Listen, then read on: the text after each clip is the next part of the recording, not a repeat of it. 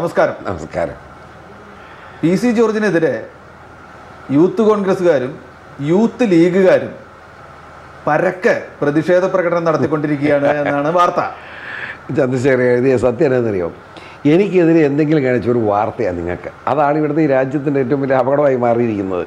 ഇപ്പോൾ ഏതെങ്കിലും ഒരാൾക്ക് ഒന്ന് ചാനലിൽ തിളങ്ങണമെന്ന് കണ്ടാൽ പി സി ജോർജിനെ 2 ചീത്ത വിളിക്കുക ഏറ്റവും നല്ല മാർഗ്ഗമാണ്. എന്ത് ചെയ്യാൻ പറ്റും എനിക്ക്? ഉദാഹരണം, ഇന്ന് ചങ്ങനാശ്ശേരി കോട്ടയത്ത് വന്ന് കോട്ടയത്ത് വന്ന് 4 പേര് മാത്രം 4 അപ്പം നിങ്ങൾ ചാനലുകാരത് കൊടുക്കാൻ നിൽക്കുക. ഉടനെ പി സി ജോർജിൻ്റെ കാര്യം കൂടി പ്രകടനം. ഒരു കാര്യം കൂടി ഇല്ല, കുറേ മുദ്രാക്ക് വിളിച്ച് അവന്മാർ പോയി. അവന്മാരുടെ പടം മോന്തയൊന്നും TV പറഞ്ഞാൽ അത്രേ ഉള്ളൂ. അത് കഴിഞ്ഞ് ചങ്ങനാശ്ശേരി വലിയൊരു കൾച്ചറൽ പ്രോഗ്രാമാണ്. എസ് ജാനകി എന്ന് പറയുന്ന മഹാപ്രതിഭ വരികയാണ് ചങ്ങനാശ്ശേരി ആദ്യമായിട്ട്. മുഴുവൻ മനുഷ്യൻ കൂടി നിൽക്കുക. CF Thomas MLA, Vazhakkan MLA, ആ കുടുംബം മുഴുവൻ, നമ്മുടെ സിബിയുടെ നേതൃത്വത്തിലുള്ള കുടുംബം മുഴുവൻ, സംഘാടകർ കോൺഗ്രസ്സുകാർ, എല്ലാം കോൺഗ്രസ്സുകാർ അവിടെ ഉണ്ടാവുമെന്നും പറഞ്ഞ് പോലീസും പോകണം. ഞാൻ അന്വേഷിച്ചപ്പോൾ എന്താ, ഇവിടുത്തെ യൂത്ത് കോൺഗ്രസിൻ്റെ ബ്ലോക്ക് ജില്ലാ സെക്രട്ടറി, KSUവിൻ്റെ നിയോളം സെക്രട്ടറി പ്രസിഡൻറ്റും ജില്ലാ സെക്രട്ടറി ഉൾപ്പെടെ ഇവിടെ വന്നിട്ടുണ്ട്. ഞങ്ങളാരും എതിരില്ല. വേറൊരുത്തർ സ്ഥിരം ഒരു ചന്തയുണ്ട്, അവൻ 3 വാറണ്ട് അവനുള്ളത്, പോലീസ് പിടിക്കാൻ കിടക്കുക.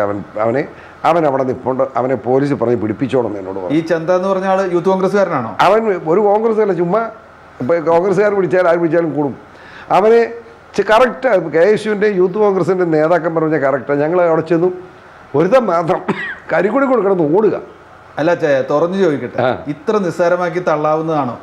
ചരിത്രത്തിൽ ആദ്യമായിട്ട് പി സി ജോർജ് താമസിക്കുന്ന സ്ഥലത്ത് വീടിന് തൊട്ടടുത്തുള്ള കവലയ്ക്ക് മുമ്പിൽ 10-250ഓളം പേര് ചേർന്ന് പ്രതിഷേധ പ്രകടനം നടത്തുകയും കോലം കത്തിക്കുകയും ചെയ്തു എന്നാണ് വാർത്ത. എന്തോ ഒരു കള്ളമായ വാർത്തയാണ്. ആകെപ്പാടെ 70 താഴെ ആളുകൾ അവരെവിടെയാണ് central junction, Erattupetta central junction വന്നാണ് കത്തിക്കാൻ നോക്കിയത്. പക്ഷേ കത്തിയിൽ നടന്നില്ല. മനസ്സിലായില്ലേ? 70 താഴെ. എവിടെ യൂത്ത് ലീഗ് എന്ന് പറയാം, അവിടുത്തെ കേരളത്തിലെ മുസ്ലിം ലീഗ്, ഞാൻ അവരുടെ മുന്നണിയിലും അല്ലാത്ത മുന്നണി നിൽക്കുമ്പോഴും കേരളത്തിലുള്ള മുസ്ലിം ലീഗ് ഞാനുണ്ട്, ഒരു പ്രത്യേക ബന്ധമുണ്ട്.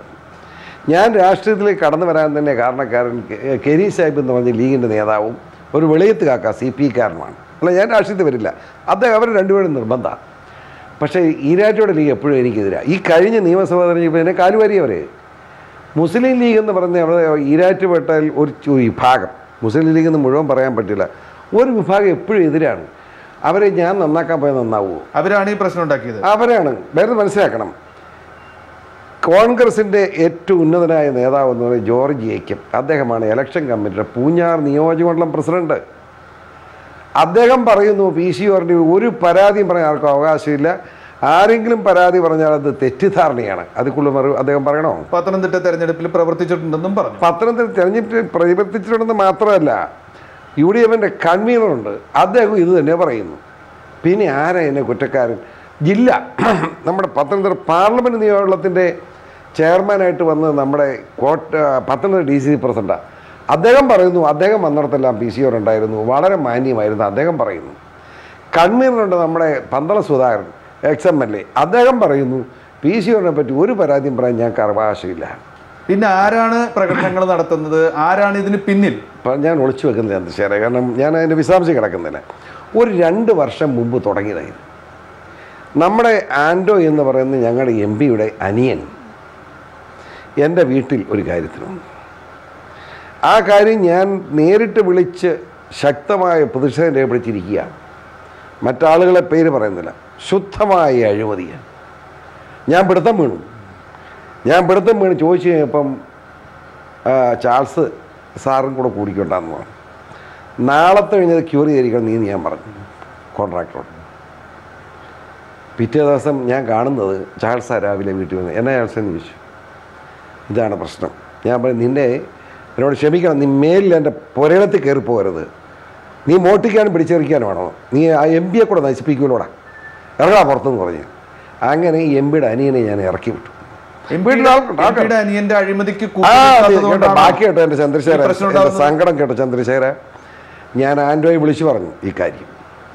ആൻഡോ എന്നോട് പറഞ്ഞു എനിക്കൊരു ചേട്ടനുണ്ട് അനിയുണ്ട്, ഞാൻ എന്നാ ചെയ്യാനാണ്, പക്ഷേ ശ്രദ്ധിക്കണം, വളരെ മോശമാണെന്ന് പറഞ്ഞു. പക്ഷേ ആൻഡോ അങ്ങനെ പറഞ്ഞെങ്കിലും ഞാൻ പിന്നീട് കാണുന്നത് ഒരു തെറ്റും ചെയ്യാം. ഞാൻ കാഞ്ഞിരപ്പള്ളി താലൂക്കിലും പൂഞ്ഞാറ് താലൂക്കിലും പാലാ താലൂക്കിലുണ്ട് ഈ എൻ്റെ നീളമുള്ള 5 പഞ്ചായത്ത്. കാഞ്ഞിരപ്പള്ളി താലൂക്കുള്ള 5 പഞ്ചായത്തിൽ കേരള കോൺഗ്രസ് വളരെ ശക്തമല്ല. അവിടെ ഞാനവിടെ കേരള കോൺഗ്രസ് ഉണ്ടാക്കാൻ നോക്കിയില്ല, ഒരാളെയും കേരള കോൺഗ്രസ് ആക്കിയില്ല. അവിടുത്തെ കാര്യങ്ങൾ മുഴുവൻ ചെയ്യുന്ന അവിടുത്തെ കോൺഗ്രസ് നേതാക്കന്മാരെ കൂട്ടിയാണ്. ഒരു ദിവസം അവിടുത്തെ ബ്ലോക്ക് പ്രസിഡന്റ് വർക്കി എന്ന് പറയും, പാഷാണം വർക്കി എന്നാണ് നാട്ടുകാർ വിളിക്കുന്നത്. അതൊക്കെ എനിക്ക് പറഞ്ഞെങ്കിൽ ഞാൻ അങ്ങനെ ബഹുമാനിച്ച കോൺഗ്രസ് ബ്ലോക്ക് പ്രസിഡന്റ് അല്ലേ. അദ്ദേഹത്തിന് അയൽവാസികളായിട്ടുള്ള സാറന്മാരോട് പറഞ്ഞ് അയാളുടെ വീട്ടിൽ പോകുന്നത് ശരിയല്ല, അയാൾ വൃത്തികെട്ടവനാന്ന് പറഞ്ഞു. പക്ഷേ ഞാനത് കണക്കാക്കില്ല. കോൺഗ്രസ് ബ്ലോക്ക് പ്രസിഡന്റ് ഞാൻ ബഹുമാനിക്കണം. ഞാൻ ബഹുമാനിച്ച് അദ്ദേഹം പറഞ്ഞു, ഒരു കോൺഗ്രസ്സുകാർക്ക് ജനപ്രതിനിധിക്ക് പരാതിയുണ്ട്. ഞാൻ പറഞ്ഞു, എന്ത് പരാതി? ഞാൻ എവിടെ വേണേൽ വരാം. സാറിൻ്റെ വീട്ടിലോട്ട് വരെ അവരെ വിളിക്കാൻ പറഞ്ഞു. അവരെല്ലാം വിളിച്ച് ഞാനും ചെന്നു. വലിയ ആനയായിട്ട് വർത്താനം പറഞ്ഞ് ഞാൻ നടന്നതുപോലെ കാര്യങ്ങൾ പറഞ്ഞു. ഈ വർക്കി എന്ന് പറഞ്ഞ മനുഷ്യൻ പ്രൊഫസർ തന്നെ അത് മനുഷ്യൻ പറ്റി PC പറയും, എന്താ തെറ്റ് ചെയ്തെന്ന് ചോദിച്ചു. അവിടെ വെച്ച് നിങ്ങളാണ് തെറ്റുകാർ. PC പറഞ്ഞ് മേലിൽ PC പറഞ്ഞ മിണ്ടിപ്പോരെന്ന് ഇറക്കി വിട്ടവരെ. ഇത്തരത്തിലുള്ള കാര്യങ്ങളാണ് പകയ്ക്കടിസ്ഥാനം. അത് കഴിഞ്ഞ് ഞാൻ കാണുന്നത് കോൺഗ്രസിൻ്റെ ആ മേലുള്ള ആളുകൾ PC പറഞ്ഞെ ബഹിഷ്കരിക്കാൻ തീരുമാനിച്ചു. അപ്പം ഞാനോർത്ത് എന്ത് പറ്റി? ബഹിഷ്കരണം. കുറേ കോൺഗ്രസ് പഞ്ചായത്ത് മെമ്പർമാരൊക്കെ എന്നെ ഇങ്ങനെ പറഞ്ഞ് ഞങ്ങൾ എന്ത് ചെയ്യും? ഈ ബഹിഷ്കരിക്കണം എന്ന് പറഞ്ഞ് ചോദിച്ചപ്പോൾ MPയാണ്. എന്തോ ഒരു സങ്കടകരമാണ്. ഞാൻ പിന്നെ ഒന്നും മിണ്ടാൻ പോയില്ല. അപ്പോൾ എനിക്ക് മനസ്സിലായി അനിയെ ഞാൻ വീട്ടിൽ നിന്ന് ഇറക്കി വിട്ടതാണ്, പുള്ളിയുടെ പണക്കത്തിനായിരുന്നു. അന്നേരം എനിക്ക് മനസ്സിലായി, എനിക്ക് സങ്കടം തോന്നി. അദ്ദേഹം എന്നോട് പറഞ്ഞ് ഞാൻ ചെയ്തത് നന്നായെന്ന് എന്നോട് പറഞ്ഞിട്ടാണ് ഈ പണി. അഴിമതിക്ക് കൂട്ടുന്നില്ല. അതെ, ആന്റണി അഴിമതിക്ക് കൂട്ടുനിന്നു. അനിയനും ചേട്ടനും കാണിക്കുക എല്ലാത്തിനും കൂട്ട്. അതാണ് പ്രശ്നം. അന്ന് അതിന് കൂട്ടു നിൽക്കാത്തതിന്റെ പേരിൽ രാഷ്ട്രീയ പകപോക്കലിനെ ഇരയാക്കുക. സുധീരനെ പോലെ ഉള്ള ഒരു പ്രസിഡന്റ്, ആജ്ഞാശേഷിയുള്ള ഒരു പ്രസിഡന്റ് ഇത് പരസ്യ വിവാദങ്ങൾ അവസാനിപ്പിക്കണം എന്ന് പറഞ്ഞു. എന്നിട്ടും അത് അവസാനിക്കുന്നില്ല. 4 പേരായിരിക്കാം, ഒരാളായിരിക്കാം, പക്ഷെ അത് തുടരുന്നു. പറയാൻ കേൾക്കും. എന്തുകൊണ്ട്? എന്താ VM സുധീരനെ പോലൊരു നേതാവ് KPC പ്രസിഡന്റ് ശക്തമായി ആവശ്യപ്പെട്ടിട്ടും ഈ വർക്കി, ഞാൻ ഈ പറഞ്ഞ വർക്കി ഇന്ന് പത്രസമ്മേളനം മുണ്ടക്കയത്ത് PC ഒരു ആനയാണ്, പൂനെയാണ്, മറ്റതാണ്, മറിച്ചതാണ്. ഞാൻ മിണ്ടാൻ പോയില്ല. അതിന് മറുപടി എന്നോട് ചോദിച്ചു. ഞാൻ പറഞ്ഞു KPC പ്രസിഡന്റിനോട് ചോദിച്ചോളാൻ പറഞ്ഞു. കാരണം അദ്ദേഹം അതിന് ഉത്തരം പറയേണ്ടത്. അത് കഴിഞ്ഞ് അതെന്തുകൊണ്ടാണ് കോൺഗ്രസിൽ അച്ചടക്കമില്ലാത്തതുകൊണ്ടാണ്? അച്ചടക്കമില്ലാത്തതില്ല. KPC പ്രസിഡന്റിനെ ബഹുമാനിക്കാത്ത കോൺഗ്രസ്സുകാരനെന്ന് പറഞ്ഞിട്ട് കാര്യമുണ്ടോ? അപ്പോൾ അവർക്കെതിരെ, ഈ വർക്കിക്കെതിരെ നടപടി വേണം എന്ന ആവശ്യമുണ്ട്. ഞാൻ ആവശ്യപ്പെടുന്നില്ല. ഇതൊക്കെ കോൺഗ്രസ് ഒരു കടലാണ്. അതിനകത്ത് ഈ അച്ചടക്കവും നടപടിയൊന്നും പറ്റുകയില്ലല്ലോ. നമ്മൾ അവരെ വഴക്കുണ്ടാക്കിയിട്ട് എനിക്ക് കോൺഗ്രസിൽ ഒരു നേതാക്കന്മാരും തർക്കമില്ലാത്തതിന് അവർ പറഞ്ഞാൽ കേൾക്കണമെന്നില്ല. ചന്ദ്രസേൻ ഒന്ന് മനസ്സിലാക്കണം. ഞാൻ ബഹുമാനപ്പെട്ട AK ആൻ്റണി, അദ്ദേഹം ജീവിച്ചിരിപ്പുണ്ടല്ലോ, അദ്ദേഹം പൂഞ്ഞാറ്റിൽ മീറ്റിംഗ് വരിക. എനിക്ക് ഭയങ്കര മനസ്സമാധാനമായിട്ട് ഒരു യോഗം അത്. അദ്ദേഹം തന്നെ വിളിച്ചിരുന്നു. ഞാൻ ഓടിച്ചെന്ന് മീറ്റിംഗ് വന്ന് അദ്ദേഹത്തിൻ്റെ വന്നു കഴിഞ്ഞ് 3 മിനിറ്റാണ് ഞാൻ പ്രസംഗിച്ചത്. കാരണം അദ്ദേഹത്തിന് സമയം കൊടുക്കണം. എൻ്റെ പ്രസംഗം പൂഞ്ഞാറ്റിലുണ്ട് എപ്പോഴും. പക്ഷേ മാനായ മനുഷ്യ ഏറ്റിട്ട് പറഞ്ഞു, PC പറയിൽ ഏറ്റവും ഹ്രസ്വമായ പ്രസംഗം ഞാൻ ആദ്യം കേൾക്കുക. പക്ഷേ ആ 3 മിനിറ്റ് കൊണ്ട്, എന്ന് അദ്ദേഹം പറഞ്ഞ 3 മിനിറ്റ് കൊണ്ട് ഈ നാടിൻ്റെ പ്രശ്നം മുഴുവൻ ജോർജ് നിങ്ങളുടെ മുമ്പിൽ പറഞ്ഞു. അതുകൊണ്ട് എൻ്റെ ഇപ്പോൾ ജോലി ഭാരം കുറവുണ്ട്. അദ്ദേഹം പറഞ്ഞതാണ്. അദ്ദേഹം പറഞ്ഞു, ജോർജ് പറഞ്ഞ പ്രശ്നം ഞാൻ ഒന്നും കിടക്കുന്ന കാര്യമില്ല. ജോർജ് പറഞ്ഞൊരു അർത്ഥം മുഴുവനുണ്ട്. നിങ്ങളോട് ഞാൻ പറയുന്നു, ഈ പ്രശ്നത്തിൽ ഞങ്ങൾക്ക് ഉത്തരവാദിത്വമുണ്ട്. ഞങ്ങൾക്ക് ഉത്തരവാദിത്വമുണ്ടെന്ന് അദ്ദേഹം പറയാം. ആരാ? AK ആൻ്റണി. അദ്ദേഹം ഒന്നുകൂടെ പറഞ്ഞ അവസാനം, ആരും ഇല്ലെങ്കിലും ഞാൻ നേരിട്ട് ഈ പ്രശ്നം പരിഹരിക്കും, നിങ്ങൾക്ക് വാക്ക് തരുന്നു. അതുക്കുള്ള വാക്ക് ആർക്കെങ്കിലും വേണം? ആൻ്റണിയെ വാക്ക് പറയുന്നത്. ആ മനുഷ്യൻ എന്നിട്ട് പ്രസംഗം നിർത്തി ഇറങ്ങുക. എൻ്റെ കയ്യെ പിടിച്ചുകൊണ്ട് അടുപ്പിച്ചു. ഞാൻ ഉടനെ സ്വാഭാവികമായിട്ട് അതെൻ്റെ ചെവി കൊടുത്തു. ആരെങ്കിലും എന്തെങ്കിലും പറഞ്ഞാലും അപ്പോൾ എനിക്കറിയത്തില്ല എന്നോട് ആർക്കെങ്കിലും പണക്കൊണ്ടെന്ന് എനിക്ക് ഫീലിംഗ് ഇല്ല. ഞാനിങ്ങനെ ഈ ആരോഗ്യം ജയിപ്പിക്കാൻ നടക്കില്ല. ഒരു പണക്കത്തിന് കാര്യമില്ലോ. ആരെങ്കിലും എന്തെങ്കിലും പറഞ്ഞാലും ക്ഷമിക്കണം, അല്ലാതെ മിണ്ടരുത്, ക്ഷമിച്ചേക്കണം എന്നാണ്. ഞാനോർത്ത് AK ആൻ്റണി എപ്പോഴാണ് ക്ഷമിക്കണമെന്ന് പറയും. കാരണം എന്ത് ചെയ്യും? ഞാൻ മിണ്ടാൻ പോയില്ല. ഞാനത് ഇറങ്ങി കാറേ കയറിക്കഴിഞ്ഞ് ചില്ല് താത്തച്ച് ഞാൻ എന്തുണ്ടെങ്കിലും അങ്ങോട്ട് പറയല്ല, മിണ്ടുകയല്ല എന്ന് വാക്കും പറഞ്ഞു. അദ്ദേഹത്തോട് ചോദിച്ചോളൂ. ഇത് കഴിഞ്ഞ് ഉമ്മൻചാണ്ടി വിളിച്ചെന്നെ, പൊന്നു PC രക്ഷിക്കണം. ഞാൻ പറഞ്ഞു, എന്ത് വില കൊടുത്തും രക്ഷിക്കും, ഒരു സംശയം വേണ്ടെന്ന് പറഞ്ഞ്. രമേശ് ചെന്നിത്തല ഞാൻ വണ്ടി യാത്ര ചെയ്തുകൊണ്ടിരിക്കുമ്പോൾ വിളിക്കുന്നു. എവിടെയാണ്? ഞാൻ തിരുവല്ല വഴി.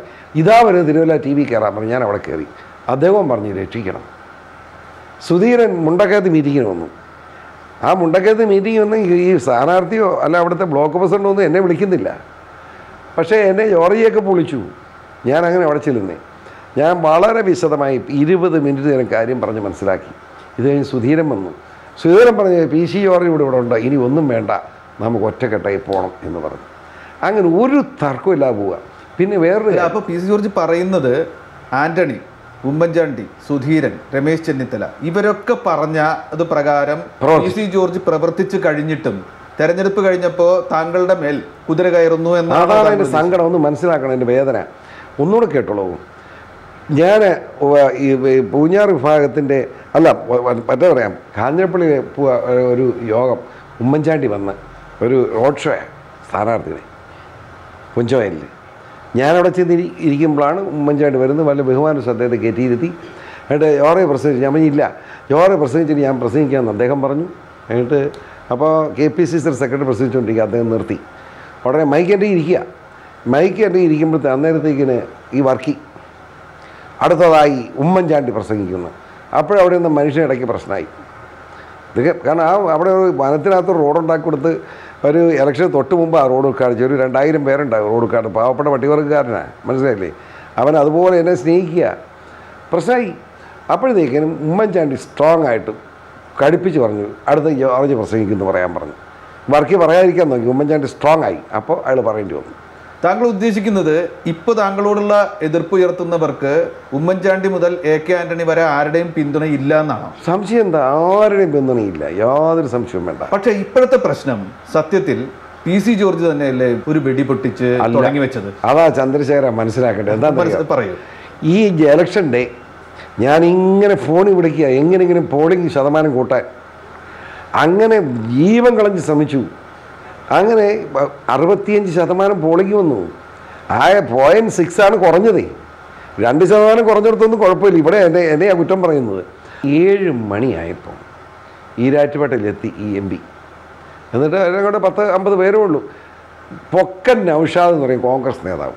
പൊക്കൻ നൗഷാദ് സാക്ഷിയാണ്. ഞാൻ പേര് പറയുന്നത് എന്താണെന്നറിയാമോ? അവർ ഉൾപ്പെടെയുള്ളവർ അവിടെ ഇരിപ്പുണ്ട്, അതുകൊണ്ടായിരുന്നു പറഞ്ഞത്. അവിടെ വേറൊരു വീട്ടിലും കയറി അതിനിടയ്ക്ക്. ആ സമയം പച്ചയ്ക്ക് അടിക്കുകയാണ്. അവൻ എന്നെ കാല് വാരി. ഞാനാ 50,000 വോട്ട് എന്നെ കാല് വാരി. ഞാൻ ഇവിടെ 50,000 വോട്ട് കാല് വാരുന്നു. അപ്പോൾ തുടങ്ങിയത് പോളിംഗിന് ശേഷമുള്ള ആന്റണിയുടെ ഈ എന്നിട്ട് അടുത്ത സെന്റൻസ് കേട്ടോ. പക്ഷേ 60,000 വോട്ടിന് ഭൂരിപക്ഷം എനിക്ക് കിട്ടുന്നു കൂടെ എന്നും കൂടെ പറഞ്ഞു. 60,000 വോട്ട് ഭൂരിപക്ഷം കിട്ടും. 50,000 വോട്ട് ഞാൻ കളിപ്പിച്ചെന്നൊന്ന് ആലോചിച്ച്.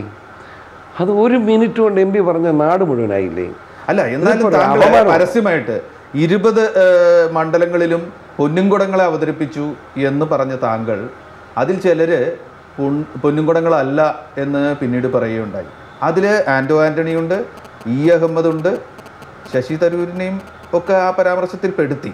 ഇല്ല, അങ്ങനെയല്ല, ഞാനങ്ങനെ ആരെയും പെടുത്തിയില്ല. നീ അത് കേട്ടോ ചന്ദ്രശേഖരൻ, എനിക്ക് ചിരി വരുന്ന കാര്യം. ഞാൻ ആന്റണിയുടെ തെറ്റുകളൊന്നും പറയാതിരിക്കാൻ പറ്റില്ല.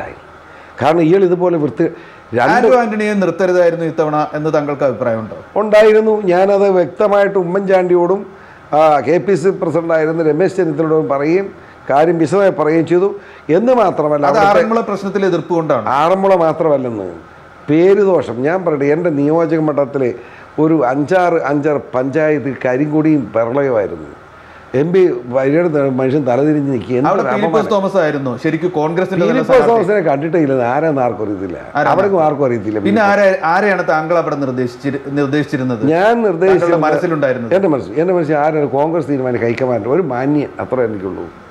ഒരു മാന്യൻ. ഇപ്പൊ നിന്നത് അതെ, അതായത് ക്ഷേത്രത്തിന്റെ കൊടിമരം എന്ന് പറഞ്ഞാൽ അത് പ്രതിഷ്ഠയുടെ കൊടിമരം. അപ്പം പാർത്ഥസാരഥി ആണ് നമ്മുടെ ആറന്മുള ക്ഷേത്രം.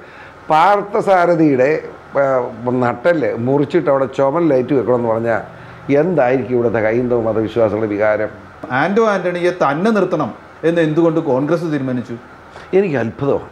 ഞാൻ അതിനെപ്പറ്റി അന്വേഷിച്ചു. അതായത് കർഷക കോൺഗ്രസിൻ്റെ സമ്മേളനം നടക്കുമ്പം അവിടെ ബഹുമാനപ്പെട്ട KPCC സുധീരൻ ചൊല്ലുകയും അവിടെ വെച്ച് കോൺഗ്രസിൻ്റെ ഈ കർഷക കോൺഗ്രസിൻ്റെ നേതാക്കന്മാർ ഈ 3-4 MPമാരെ നിർത്തരുതെന്ന് ശക്തമായി ആവശ്യപ്പെടുകയും ചെയ്തതാണ്. പക്ഷേ ബഹുമാനപ്പെട്ട സുധീരനെ സംബന്ധിച്ചിടത്തോളം നിസ്സഹായതയാണ്. സുധീരൻ നിസ്സഹായനാക്കുന്ന ആ കേന്ദ്രം, ആ അധികാര കേന്ദ്രം ഏതാണ്? ആ അധികാര കേന്ദ്രം എന്ന് പറഞ്ഞാൽ പറ്റിയെന്ന് വെച്ചാൽ സ്വയം പിന്മാറുന്നില്ലാത്ത എല്ലാവരെയും നിർത്തുക എന്നൊരു തീരുമാനം വന്നു. അതായത് ആദ്യത്തെ ഒരു പ്രാവശ്യമില്ല, രണ്ടാമത്തെ അങ്ങനെ ഒഴിയാത്ത സ്ഥാനാർത്ഥി എന്നല്ല താങ്കൾ പറഞ്ഞത്, അടിച്ചേൽപ്പിച്ച സ്ഥാനാർത്ഥി എന്നാണ് പറഞ്ഞത്. അടിച്ചേൽപ്പിക്കുക എന്ന് പറയുമ്പോൾ അതിനൊരു കർത്താവ് വേണം. ആരടിച്ചേൽപ്പിച്ചു? കോൺഗ്രസ് നേതൃത്വം. കോൺഗ്രസ് നേതൃത്വം. അത് ഞാൻ പറഞ്ഞു. ഒരു സെക്കൻഡ്, ഞാൻ എന്താണെന്നറിയാം ഞാൻ ഉദ്ദേശിച്ചതുകൊണ്ട് ഒരിക്കലും ഒരു സ്ഥാനാർത്ഥിയും ജനങ്ങളുടെ മേൽ അടിച്ചേൽപ്പിക്കരുത്, ഒരു രാഷ്ട്രീയ പാർട്ടിയും എന്നാണ് ഞാൻ പറഞ്ഞത്. ഇവിടെ ചന്ദ്രശേഖരൻ മനസ്സിലാക്കിയുള്ളൂ, ചന്ദ്രശേഖരൻ ആ നാടുമായിട്ട് ഒരു ബന്ധമില്ലാത്ത ആളല്ലേ. നാളെ അവിടെ UDF സ്ഥാനാർത്ഥി ഇടുന്നു, 1 ലക്ഷം വോട്ടിന് ഞാൻ ജയിപ്പിച്ചു തരാം. ചന്ദ്രശേഖരൻ ഒരു ബന്ധം വേണ്ട അവിടെ. അത്രമാത്രം UDF മെൻറ്റാലിറ്റിയുള്ള ജനമാണ്, അറിയാവോ? ആ ജനത്തെയാണ് അടിച്ചോടിക്കുന്നത് ഒരു സ്ഥാനാർത്ഥി വന്നത്. അല്ല, ഞാൻ ചോദിക്കട്ടെ, ഈ വിമാനത്താവളത്തിന് പിറകിൽ ഉള്ളവരിൽ റോബർട്ട് വധേര വരെ ഉണ്ട് എന്ന് പറഞ്ഞു കേട്ടിരുന്നു. ആ വിമാനത്താവളത്തിന് വേണ്ടി നിലകൊണ്ടതിൻ്റെ പേരിലാണോ, അതിനുള്ളൊരു വാഗ്ദാനമായിട്ടാണ് കൊടുത്തത്? അതൊക്കെയാണോ അധികാര കേന്ദ്രങ്ങൾ? ഒത്തിരി ആരോപണം കേൾക്കുന്നുണ്ട്. അതായത് ഇത്രയും വിമർശന വിധേയമായ 75 MLA ഇത് പാടില്ലെന്ന് ഒപ്പിട്ട് കൊടുത്തതാണ്. അതെ, എയർപോർട്ട് അതോറിറ്റി ഓഫ് ഇന്ത്യയുടെ NOC കൊടുത്തിട്ടില്ല എന്ന് എന്നിട്ടും ആന്റോ ആന്റണി അധികാര കേന്ദ്രം റോബർട്ട് വധേരയൊക്കെ ആയിരിക്കുമോ? എനിക്കറിയില്ല. ആന്റോ ആന്റണിയുടെ പ്രകടന പത്രികയിൽ ഒന്നാമത്തെ ഐറ്റം ആറന്മുള അന്താരാഷ്ട്ര വിമാനത്താവളത്തിന് വേണ്ടി 400 കോടി രൂപ കേരള സർക്കാരിൽ നിന്നും വാങ്ങിയെടുത്തുന്ന 1 രൂപ കേരള സർക്കാരിന് ചിലവുണ്ടാവും. ഇതൊക്കെ കേരളത്തിൽ ജനങ്ങൾക്കറിയാവുന്ന കാര്യമല്ല. ഈയനെ അബദ്ധമൊക്കെ എഴുതി വെച്ച് ഞാൻ എന്ത് ചെയ്യും? എന്നുവെച്ചാൽ എന്നോട് പിണങ്ങണോ? എൻ്റെ ചോദ്യം അതാ. ഇവിടെ ഞാൻ ഉന്നയിച്ചതെന്ന് വെച്ചാൽ ഇതുപോലെ സ്ഥാനാർത്ഥി അടിച്ചേൽപ്പിക്കരുതെന്ന് പറഞ്ഞു. അടിച്ചേൽപ്പിക്കുക, അത് ക്ലിയർ ആയിരുന്നു. പക്ഷേ ഇടുക്കിക്കെതിരെയും താങ്കൾ ചില പരാമർശങ്ങൾ. ഇടുക്കിക്കെതിരെ മറ്റേ ഒറ്റണേ പറഞ്ഞുള്ളൂ. ഈ ഇടുക്കി ബിഷപ്പ് നമുക്കെതിരായ ഒരു സ്റ്റാൻഡാണ്, നമുക്കെല്ലാവർക്കും അറിയാൻ. അപ്പോൾ അങ്ങോട്ട് ഡീൻ കുര്യാക്കോസ് ബിഷപ്പിനെ കാണാൻ പോയത് നന്നായി, ഒരു തെറ്റുമില്ല. അത് സ്വാതന്ത്ര്യമുണ്ട്. വിശ്വാസി എന്ന നിലയിലും പോവാം, പൊതുപ്രവർത്തനം എന്ന നിലയിലും പോവാം, സ്ഥാനാർത്ഥി എന്നതിൽ കൂടുതൽ പോകാൻ അവകാശം. അതാണ് പ്രശ്നം. അവിടെ പോയപ്പോൾ ഈ ചാനലുകാരെല്ലാം ചുവന്നുകൊണ്ടുകൊണ്ട് കാര്യമില്ല. പറ, രഹസ്യമായി പോയി കണ്ട പിതാവിനോട് നല്ല വാക്ക് പറയാമായിരുന്നു. അപ്പോൾ പിതാവ് പറഞ്ഞ ആരും അറിയില്ലായിരുന്നു. ആ പിതാവ് എന്ന് മോശം പറഞ്ഞാൽ അറിയില്ലായിരുന്നു, മാത്രമല്ല ആരോട് ഇത് പറയണ്ടായിരുന്നു. ഇടുക്കിയിൽ കേരള കോൺഗ്രസിന്റെ ഒരു സ്ഥാനാർത്ഥി മത്സരിച്ചിരുന്നെങ്കിൽ ഇത്തരത്തിലുള്ള എതിർപ്പ് ഉണ്ടാകുമായിരുന്നില്ല എന്നൊരു അഭിപ്രായം താങ്കൾക്കുണ്ടോ? ഇപ്പോൾ ഇല്ല. കാരണം സമയം കടന്നുപോയി. ആദ്യമേ ഫ്രാൻസിസ് ജോർജിനെ കാൻഡിഡേറ്റ് ആക്കുകയായിരുന്നെങ്കിൽ നമ്മുടെ ഈ മലയോര സംരക്ഷണ സമിതി, കർഷക സംരക്ഷണ സമിതി, എല്ലാ സമിതിയും നമുക്ക് അനുകൂലമാകുമായിരുന്നു. അല്ല, അതായിരുന്നില്ലേ നല്ല സ്ഥാനാർത്ഥിത്വം? അത് പക്ഷേ അതിനകത്തൊരു പ്രശ്നമുണ്ട് ചന്ദ്രശേഖരൻ. നമ്മൾ പറയുമ്പോൾ എല്ലാം പറയണ്ടേ. PT തോമസിനെ 5 വർഷം മുമ്പ് 75,000 വോട്ടിന് ജയം കൊടുത്ത സ്ഥാനാർത്ഥിയാണ് ഫ്രാൻസിസ് ജോർജ്. ആ ഫ്രാൻസിസ് ജോർജിന് വേണ്ടി 75,000 ഭൂരിപക്ഷമുള്ള PT തോമസ് മാറണം എന്ന് പറയുന്നതിനകത്തെ ഔചിത്യക്കുറവായി ഇതിനകത്തുണ്ട്. അല്ല, അത് ലാസ്റ്റ് മൊമെൻ്റാണ്. അപ്പോൾ അതിനകത്തുണ്ടായ പ്രശ്നം ഫ്രാൻസിസ് ജോർജ് തന്നെ ഈ ഇടുക്കി ഇഷ്യൂവായിട്ട് കൂടുതൽ ചർച്ചയിൽ പങ്കെടുക്കാൻ നിർബന്ധിതമായി. അങ്ങനെ വന്നപ്പോൾ പിന്നെ കോൺഗ്രസ് KPCC നേതൃത്വത്തിന് ഫ്രാൻസിസ് ജോർജിനെ സ്ഥാനാർത്ഥിയാക്കാൻ പറ്റാത്ത ഗതി, അവർക്ക് മുന്നോട്ട് പോകാൻ പറ്റാത്ത നില വന്നു. ഇതെല്ലാം നമ്മൾ കാണണം. അങ്ങനെ വന്നതുകൊണ്ട് അവർ ആ ഉറച്ച നിലപാടെടുത്തു. ഏത് നിയമപ്രകാരം കോൺഗ്രസിന് സീറ്റ് വേണം. ഇതാണ് അവിടെ ഉണ്ടായ പ്രശ്നം. പക്ഷേ ഇപ്പോഴും ഫ്രാൻസിസ് ജോർജിനെ സ്ഥാനാർത്ഥിയെങ്കിൽ ഈസിയായിട്ട് ജയിക്കുമായിരുന്നു. കാരണം ഈ പ്രശ്നങ്ങളൊക്കെ പരിഹരിക്കാമായിരുന്നു. പക്ഷേ ഈ ജോയ്സ് എന്ന് പറയുന്ന ആളാരാ? കോൺഗ്രസിൻ്റെ ചെയർമാനാണ് കോളേജിലെ. ആ ജോയ്സിൻ്റെ ഭാര്യ എന്ന് പറയുന്ന നമ്മുടെ ആഗസ്തി MLAയുടെ ജ്യേഷ്ഠൻ്റെ മകളാണ്. അടുത്തത് കേട്ടോളൂ, ഇപ്പോൾ കോൺഗ്രസിൻ്റെ ജില്ലാ പഞ്ചായത്ത് മെമ്പർ ഈ ജോയ്സിൻ്റെ അനിയനാണ്. കോൺഗ്രസ്സാണ് ഈ ജോയ്സ്. കോൺഗ്രസിന് സ്ഥാനാർത്ഥിയാക്കാവുന്ന ആളായിരുന്നു. അതെ, കോൺഗ്രസ് ആലോചിക്കേണ്ടിയിരുന്നു. ആലോചിച്ച ജോയ്സ് UDF സ്ഥാനാർത്ഥി ഞാൻ മിണ്ടാൻ പറ്റുമോ? കോൺഗ്രസ്സാണ് അയാൾ. അതിന് പകരം ഡീനെ ആക്കിയെടുത്താണ് കോൺഗ്രസ് നേതൃത്വത്തിന് അയാളെ സ്ഥാനാർത്ഥി എന്ന് പറഞ്ഞായിരുന്നു എല്ലാവരും പൊളിഞ്ഞു പോയത്. അങ്ങനെ ഒരു ഞാൻ ഇപ്പം പറയുന്നതാണ്, നേരത്തെ ഞാൻ പറഞ്ഞിട്ടില്ല. ഇത് സംഭവിച്ചേ അതെ, എൻ്റെ ഒരു ഐഡിയ ഞാൻ പറഞ്ഞതാണ്. അല്ല, പക്ഷേ ഈ ലീഗുകാരെ പ്രകോപിപ്പിച്ചത് അഹമ്മദിനെ പോലെ പ്രായം ചെന്ന അവരുടെ നേതാവിനെതിരെ എന്ന് വ്യാഖ്യാനിക്കാവുന്ന ചില പരാമർശം കേട്ടോളൂ. ഞാൻ ഒരിക്കലും കളവ് പറയുന്നവനല്ലോ. മുസ്ലിം ലീഗ് എന്ന് പറയുന്ന രാഷ്ട്രീയ പ്രസ്ഥാനവും അല്ലെങ്കിൽ തങ്ങൾ കുടുംബമായിട്ടുള്ള എൻ്റെ ബന്ധം അഭേദ്യമാണ്. ഞാൻ എത്രയോ പ്രാവശ്യം പറഞ്ഞിട്ടുണ്ട്. ഒരിക്കലും ഞാൻ അവരെപ്പറ്റി മോശം പറഞ്ഞിട്ടില്ല. അവരുടെ മുന്നണി രാഷ്ട്രീയത്തിന് അപ്പുറത്തുള്ള ബന്ധമാണ് എനിക്കുള്ളത്.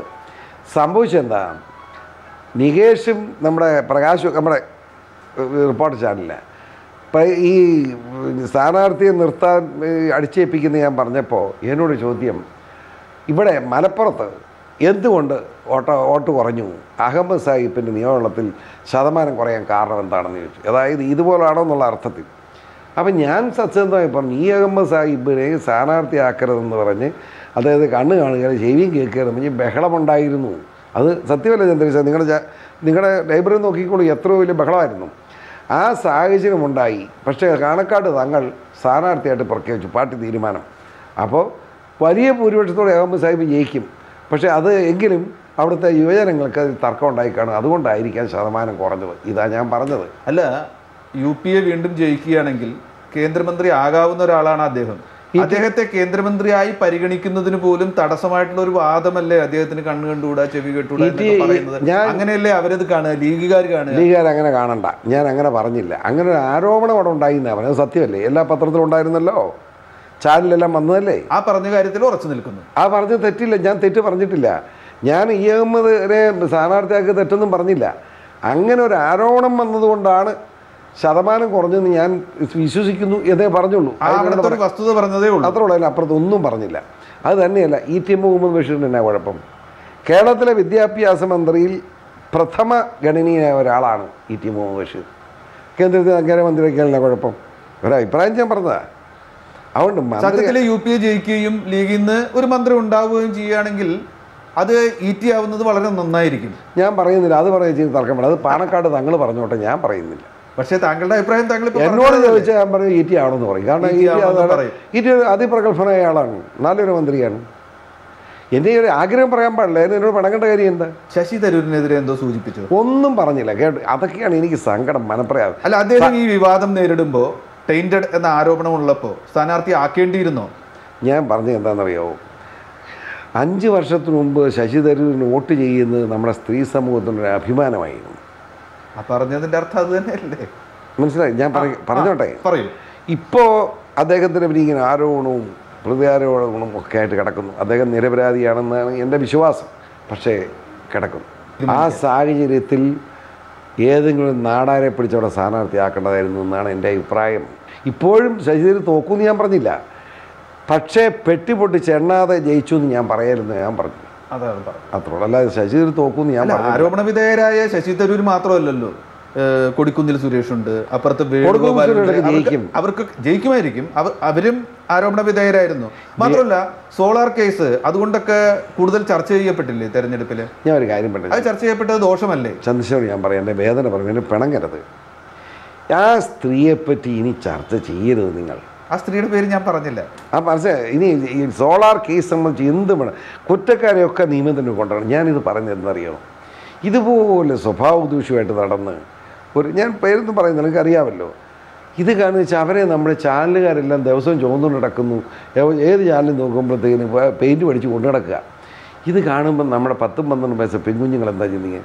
ഇവളെപ്പോലെ ജീവിച്ചാൽ നല്ല ഷൈനിങ് ആണെന്ന് ചിന്തിച്ചാൽ ഈ സമൂഹം എവിടെ പോകും? അല്ല, അതല്ല, സ്ത്രീ സമൂഹത്തിന് അപമാനമല്ലേ ഇത്? സ്ത്രീ വർഗത്തിന് ശാപമല്ലേ ഈ താടക? ഒന്നാലോചിക്കും. ദൈവത്തെ ഓർത്ത് കൈരളിയെങ്കിലും അതുകൊണ്ട് രാഷ്ട്രീയ ലാഭം വേണ്ടെന്ന് തീരുമാനിക്കണമെന്ന എൻ്റെ അഭ്യർത്ഥന. എൻ്റെ ഇപ്പോഴത്തെ ചോദ്യം, ഈ സോളാർ വിവാദമാകെ തെരഞ്ഞെടുപ്പിൽ UDF-ന് ദോഷകരമായി ഉപയോഗിക്കപ്പെട്ടില്ലേ, ചർച്ച ചെയ്യപ്പെട്ടില്ലേ? അത്തരത്തിലൊരു അങ്ങനെ ഒരു ആഘാതം അതിനുണ്ടായി പറയും. പക്ഷേ അങ്ങനെ ഒരു ചർച്ച ഇത്തവണ ദൈവാനുഗ്രഹം കൊണ്ട് പ്രസംഗത്തിൽ ആരെങ്കിലും തമാശ രൂപത്തിൽ പറഞ്ഞു പോയെന്നുള്ളതല്ല, സീരിയസ് ആയിട്ട് എടുത്തില്ല. എൻ്റെ നിയോജകമണ്ഡലത്തൊക്കെ ജനങ്ങളെ ഞങ്ങൾ ഒരു ശത്രുതാ മനോഭാവത്തിലാക്കിയത് റബ്ബർ വിലയിടുക. റബ്ബർ വിലയിടുവാണ് UDF-നെ ഇതിനേക്കാൾ കൂടുതൽ ബാധിച്ചത്, സോളാറിനേക്കാൾ കൂടുതൽ. മലയോര മേഖല മുഴുവൻ ഭീകരമായ നിലയായിരുന്നു. ഞാൻ പറഞ്ഞില്ലേ, ഈ ആൻഡ്രോയുടെ പര്യടനം ഒരു ഉദാഹരണം കേട്ടോ. അപ്പോൾ കേരള കോൺഗ്രസ്സുകാരല്ലെന്നുള്ള തെളിവ്, പൂഞ്ഞാർ തെക്കേക്കര പഞ്ചായത്ത് ഈ കസ്തൂരി പ്രശ്നമുള്ള സ്ഥലമാണ്. പെരുങ്കുളം എന്ന സ്ഥലത്തേക്ക് പര്യടനം ചെല്ലുക. ഒരു 10-30 ചെറുപ്പക്കാരെങ്കിലും റിബൺ കൊണ്ട്, കറുത്ത റിബൺ കൊണ്ട് വാ മൂടിക്കെട്ടി ഇങ്ങനെ കരിങ്കൊടി കൊണ്ട് നിൽക്കുക. ആ വാർഡ് പ്രസിഡന്റ്, ആ വാർഡിലെ മെമ്പർ ആരാണെന്നറിയാമോ? കോൺഗ്രസിൻ്റെ പഞ്ചായത്ത് മെമ്പർ മാത്രമല്ല, അദ്ദേഹം പഞ്ചായത്ത് പ്രസിഡന്റാണ്. എന്ന് മാത്രമല്ല, പഞ്ചായത്ത് പ്രസിഡന്റ് 6 മാസമായിട്ടുള്ളൂ. അതിനു മുമ്പ് അദ്ദേഹം കോൺഗ്രസിൻ്റെ മണ്ഡലം പ്രസിഡന്റാണ്. അദ്ദേഹത്തിൻ്റെ വാർഡിലാണ് ഇത് നടക്കുന്നത്. ആ ഈ വാ മൂടിക്കെട്ടുവരെ അവിടെ നിന്ന് ഇത് MP ഒരു അനുയായി ചീത്ത വിളിക്കുകയാണ് ചെയ്തു. ജനമെല്ലാം കൂടെ ഓടിക്കൂടി. ആ പ്രദേശം മുഴുവൻ നമുക്കെതിരായി. ഞാൻ ചെന്ന് കരഞ്ഞിട്ട് പോലും വോട്ട് ചെയ്യണം. കുറച്ചുപേരെ കൊണ്ട് വോട്ട് ചെയ്യിക്കാൻ പറ്റി. എന്ത് ചെയ്യും? ഇത്തരത്തിലാണ് അത് UDF-നെതിരായി മാറും. PC ജോർജ് ഇത്തവണ UDF-ന്റെ ഒരു സ്റ്റാർ ക്യാമ്പയിനർ ആയിരുന്നു സത്യത്തിൽ? അല്ല. വേണ്ട പോലെ ഉപയോഗിച്ചോ? ഇല്ല, ഉപയോഗിക്കപ്പെട്ടില്ല എന്ന് മാത്രമല്ല, ഞാൻ അങ്ങനെ ഉപയോഗിക്കാൻ നിന്നു കൊടുത്തുമില്ല. താങ്കൾ നിന്നു കൊടുക്കാത്തതാണോ? അതുകൊണ്ട് കാരണം എനിക്ക് അതിന് ആവശ്യമില്ല എന്ന് നോക്കിയപ്പോൾ. കാരണം പ്രാദേശികമായ നേതാക്കന്മാരിങ്ങനെ ഉള്ളപ്പോൾ ഞാനിന്ന് അതിനകത്തൊരു കക്ഷിയാകുന്നത്. ഞാൻ ഈ തർക്കത്തിന് ഇല്ലാന്ന് തീരുമാനിച്ചു. ചില കോൺഗ്രസ്സുകാർ അങ്ങനെയും പറയുന്നുണ്ട്. ഈ തെരഞ്ഞെടുപ്പോടുകൂടി UDF-ന്റെ ഒരു വലിയ മുഖം ആണ് PC ജോർജ് എന്ന അവസ്ഥ ഇല്ലാതായി. അതുകൊണ്ട് കൂടിയാണ് താങ്കൾ ഇപ്പോൾ കിടന്ന് ബഹളം ഉണ്ടാക്കുന്നത് കോൺഗ്രസ്സുകാർ പറയുന്നു. അങ്ങനെയാണെങ്കിൽ UDF അല്ലെന്നൊക്കെ പറഞ്ഞാൽ ഇവർ പ്രഖ്യാപിച്ചോണ്ട് എനിക്ക് വിരോധമില്ലല്ലോ. അവരൊന്ന് പ്രഖ്യാപിക്കാൻ പറ അവരോട്. UDF-ന്റെ മുഖം ഞാൻ എന്തിനാ UDF-ആയിട്ട് ഒരു അകൽച്ച പ്രഖ്യാപിച്ചു? ഞാൻ പ്രഖ്യാപിച്ചിട്ടില്ലല്ലോ. എവിടെ പ്രഖ്യാപിച്ചു? ഇപ്പൊ ഈ പറയുന്ന പ്രശ്നങ്ങളൊക്കെ UDF-നെ അകറ്റുന്നതല്ലേ? എന്തിനാ UDF-നകത്ത് അകറ്റേണ്ട കാര്യം? സത്യത്തിന് വിലയില്ല UDF-ല്. അവര് ചിലരെങ്കിലും ചില കോൺഗ്രസ് ഞാൻ പറഞ്ഞ് മനസ്സിലാക്കാം ചന്ദ്രശേഖരനോട്.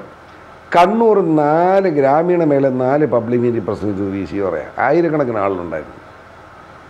എനിക്ക് സുധാകരൻ അത്രമാത്രം സ്നേഹമുണ്ട്, അതുകൊണ്ട് പോയതാ. ബാക്കി അങ്ങനെയൊന്നും ഇവിടെ പ്രസംഗിക്കേണ്ട കാര്യമില്ല. ആരോഗ്യങ്ങളുടെ കാര്യമില്ല. സെലക്റ്റീവായിട്ടേ പോയുള്ളൂ. വേറൊന്ന്, പാലാ നിയമത്തിലെ 5 പഞ്ചായത്തിലെ കൺവെൻഷൻ ഉദ്ഘാടനം ചെയ്ത് ഞാനാണ്. അതൊന്നും വാർത്തയാക്കാനൊന്നും ഞാൻ നടന്നില്ല. പിന്നെ എൻ്റെ നിയമത്തിൽ കേട്ടുള്ളൂ, തെടനാട് പഞ്ചായത്തിലെ പഞ്ചായത്ത് പ്രസിഡൻറ്റും 4 പഞ്ചായത്തിൽ എൻ്റെ പാർട്ടി ഒറ്റയ്ക്കാണ് മത്സരിച്ചത്. കോൺഗ്രസും കമ്മ്യൂണിസ്റ്റ് ഗ്രൂപ്പും എല്ലാവരും കൂടെ അപ്പുറത്ത് നിന്നിട്ടും 14-ൽ 11 സീറ്റും കേരള കോൺഗ്രസ് ജയിച്ചു. അതിൽ 1 സീറ്റ് 2 വോട്ടിന് നടക്കും. അതുപോലെ 12 സീറ്റ് ജയിച്ചു. അവിടെ പഞ്ചായത്ത് പ്രസിഡൻറ്റും ബാങ്ക് മെമ്പറും കൂടെ, ബാങ്ക് പ്രസിഡൻറ്റും കൂടെ UDF-ന്റെ കമ്മിറ്റി ചെയ്യുന്നു. ഒരു കോൺഗ്രസ് നേതാവിൻ്റെ വീട്ടിലാക്കി കമ്മിറ്റി വെച്ചിരിക്കുക. ചെന്നപ്പോൾ 2 പേരുണ്ട്, വീട് അടച്ചു പൂട്ടിയിട്ടിരിക്കുന്നു. നേതാവ് എന്തെന്ന് വെച്ചാൽ, നേതാവ് ഉച്ചയായപ്പോഴേ കമ്മിറ്റിക്ക് കൂടാൻ സൗകര്യമില്ല, വീട് പൂട്ടിച്ച് വരുന്നു. കോൺഗ്രസ് നേതാവാണ്. ആരുടെ കുഴപ്പമാണ്? കേരള കോൺഗ്രസിൻ്റെ കുഴപ്പമാണ്. ഇതുപോലെ 100 ഉദാഹരണം ഞാൻ പറയാം. ഇപ്പം താങ്കൾ എല്ലായിടത്തും താല്പര്യമുള്ളിടത്തേ പോയുള്ളൂ എന്നൊക്കെ പറഞ്ഞു. ഇത്തരത്തിലുള്ളൊരു മനോഭാവം കേരള കോൺഗ്രസിനുണ്ടായിരുന്നോ? ഇപ്പം നമ്മൾ നോക്കുമ്പോൾ പൂഞ്ഞാറിൽ പെർസെൻറ്റേജ് കുറഞ്ഞിരിക്കുന്നു. ഇല്ല, ചെറുത് എങ്കിലും കുറഞ്ഞിരിക്കുന്നു. പാലായിൽ കുറഞ്ഞിരിക്കുന്നു. അതുപോലെ തന്നെ തൊടുപുഴയിൽ കുറഞ്ഞിരിക്കുന്നു. കേരള കോൺഗ്രസിന്റെ പ്രമാണിമാരുടെ തട്ടകങ്ങളാണ് അവിടെയൊക്കെ കുറഞ്ഞിരിക്കുന്നത്. ഇത് കേവലം യാദൃച്ഛികമാണോ, അതോ കേരള കോൺഗ്രസിന്റെ ഒരു മെന്റാലിറ്റിയുടെ അല്ല? കേരള കോൺഗ്രസ് ഞാൻ പറയാം. തൊടുപുഴ അറിയാവോ? PJ ജോസഫ് നേരിട്ട് മണ്ഡലം കമ്മിറ്റി മുഴുവൻ വിളിച്ചുകൂട്ടി സംസാരിച്ചു. പക്ഷെ ആള് വരണ്ടേ? കേരള കോൺഗ്രസ്സുകാർ പ്രവർത്തിച്ചിട്ടും ജനങ്ങളത് സ്വീകരിക്കാത്തൊരു സ്ഥിതിയിൽ ഒരു അകൽച്ച ഉണ്ടായി. PJ ജോസഫ് എന്ന് പറയുന്നത് കേട്ടെങ്കിലല്ലേ കുഴപ്പമുള്ളൂ. പുള്ളിയെ കണ്ടില്ല. ചോദിച്ചാൽ ഞാൻ കുളിക്കാൻ പോയി, അല്ലെങ്കിൽ എൻ്റെ അടുത്ത് പോയി എന്ന് പറയാം. വേറൊന്ന് കേട്ടോളൂ, കട്ടപ്പന ചെന്ന് KM മാണി സാർ അറിയാവോ?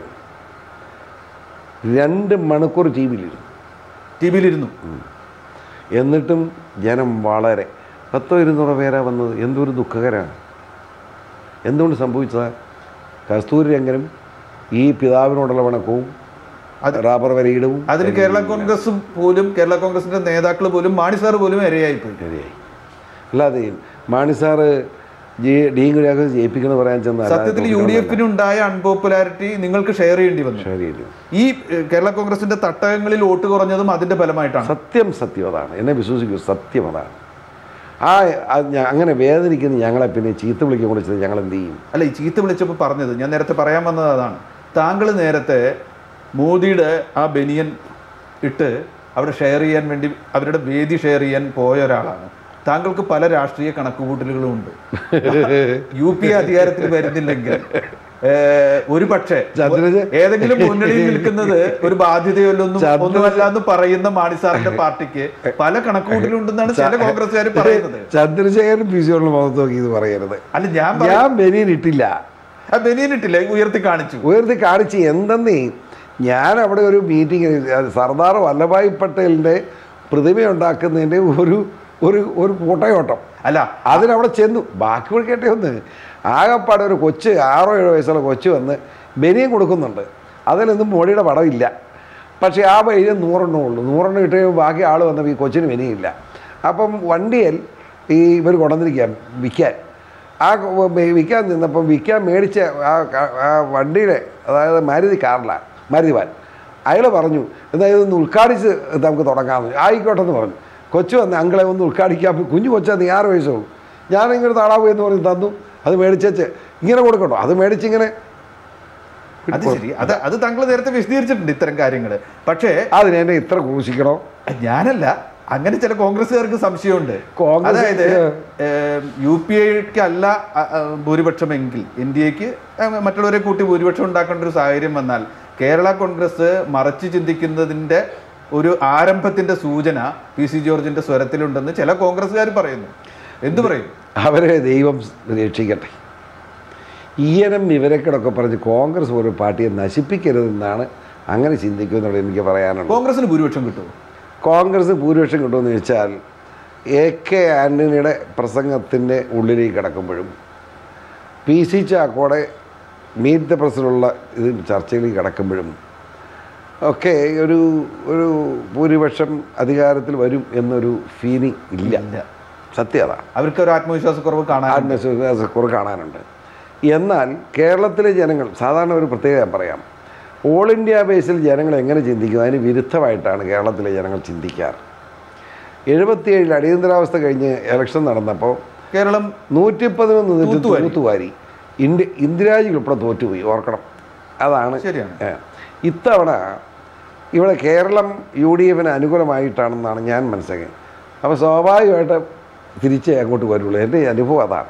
കേരളത്തിലല്ല ഞാൻ പറയുന്നത്, ദേശീയ തലത്തിൽ കിട്ടുമെന്നാണ് ചോദിച്ചത്. ദേശീയ തലത്തിൽ ജനം ചിന്തിക്കാൻ വിരുദ്ധമായിട്ടേ കേരളം ചിന്തിച്ചിട്ടുള്ളൂ ഇന്ന് വരെ എന്ന് പറഞ്ഞാൽ ഇപ്പൊ പറഞ്ഞതിന്റെ അർത്ഥം ദേശീയ തലത്തിൽ UPA-ക്ക് ഭൂരിപക്ഷം കിട്ടാനിടയില്ല.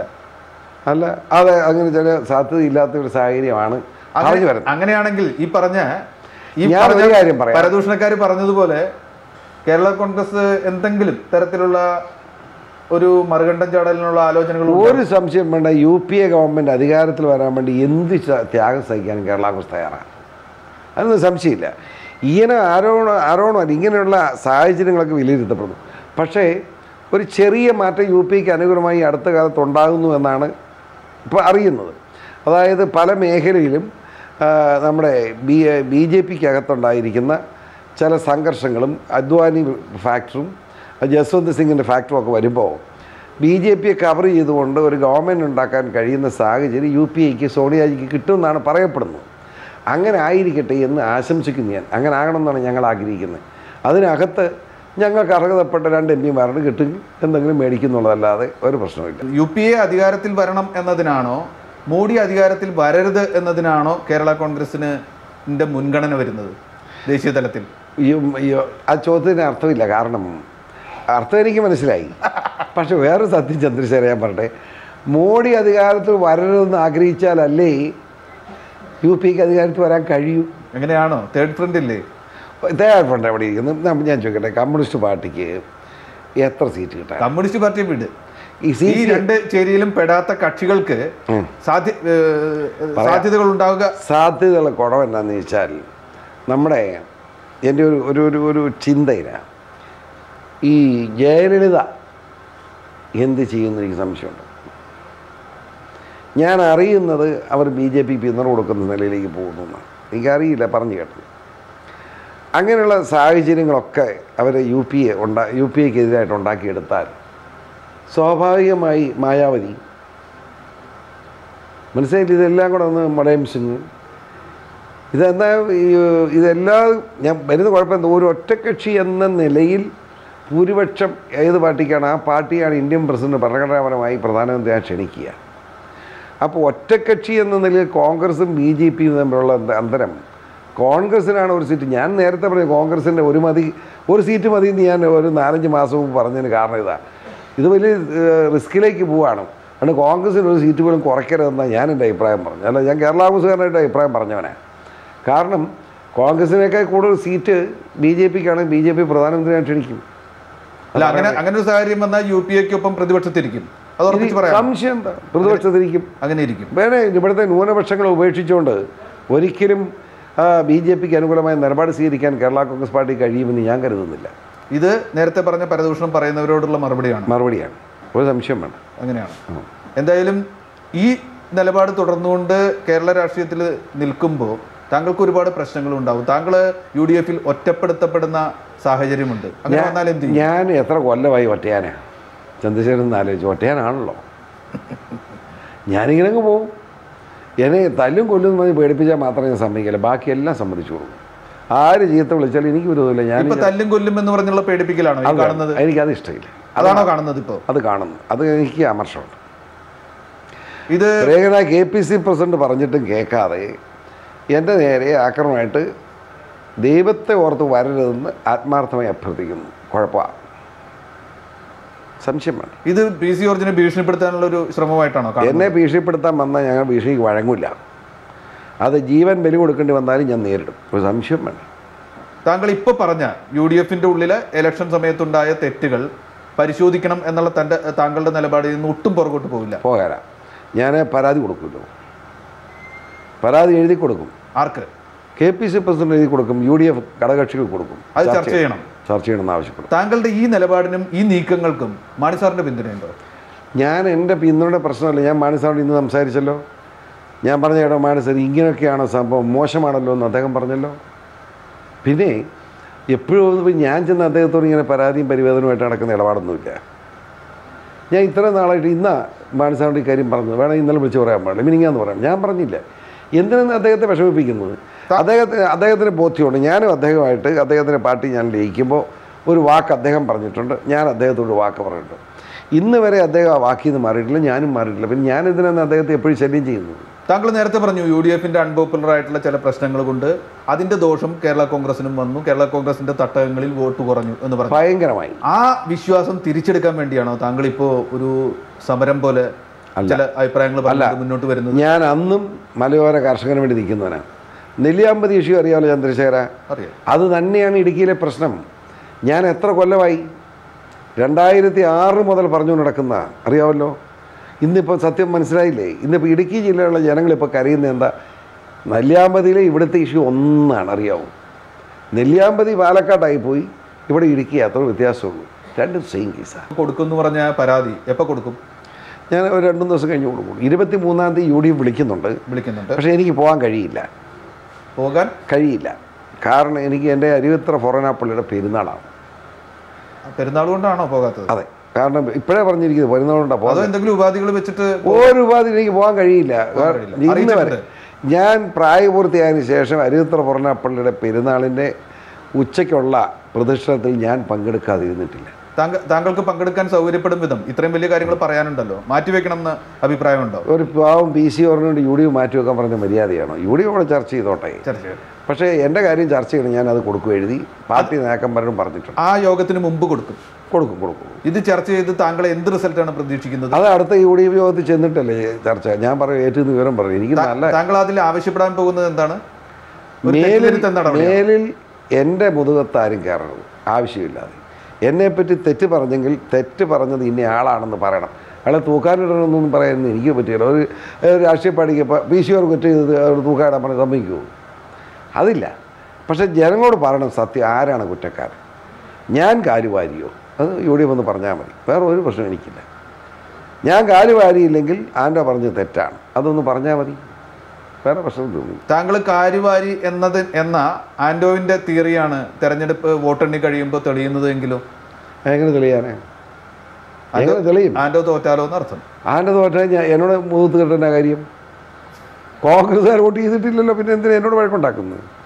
കോൺഗ്രസ്സുകാർ വോട്ട് ചെയ്യാത്തവരെ ലിസ്റ്റ് ഞാൻ എഴുതി കൊടുക്കുമല്ലോ. ആൻഡോ തോറ്റാലും താങ്കൾ കാലുവാരി എന്നൊരു തിയറി പറയാൻ കഴിയില്ല.